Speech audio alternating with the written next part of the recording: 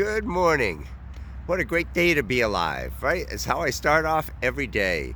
And here I am sitting on a park bench. Oh, all right. I know there's a little bit of Jethro Tull. Yes, I grew up in the 70s. Hey, did you ever just contemplate life? Sit back and sort of wonder and consider, what all of this is?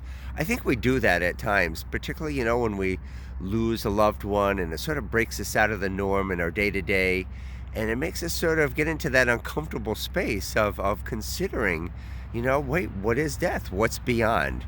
Well, I did that a lot.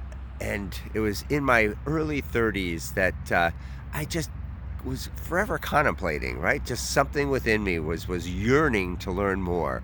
Well, I was so fortunate that I was able to get up and I did what anybody does when they're sitting there and contemplating life. I went in, told my boss I'm leaving, and she asked what I was going to do, and I said to go and figure out the meaning of life. Well, she laughed, and I sort of laughed along with her. I could say, I know it sounds crazy, but really, truly, that's what I'm doing.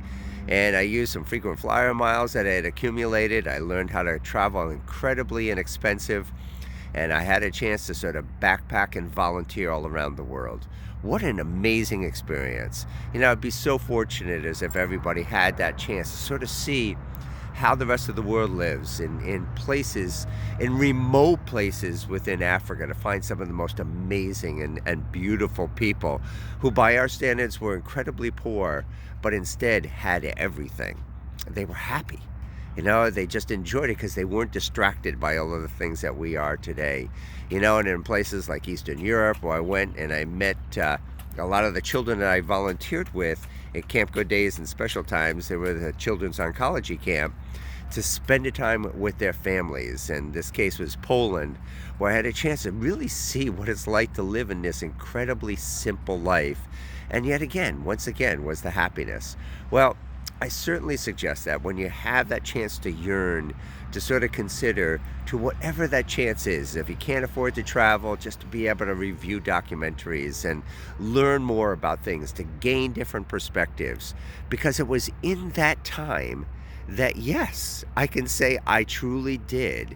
I realized that there was meaning to life. And it forever changed me. It was a kind of thing that, with that realization that there is something, this is no coincidence, this is no accident, that we are each here. And then it was the effort to really to come to understand how I fit in and my purpose. And I'm doing that right now, to love, share, teach, and heal through God's love in my heart. That's my purpose. And so I love to be able to just enjoy the what's now and enjoy the world and share the stories, the amazing stories of what life was like all over the world. I hope you do the same.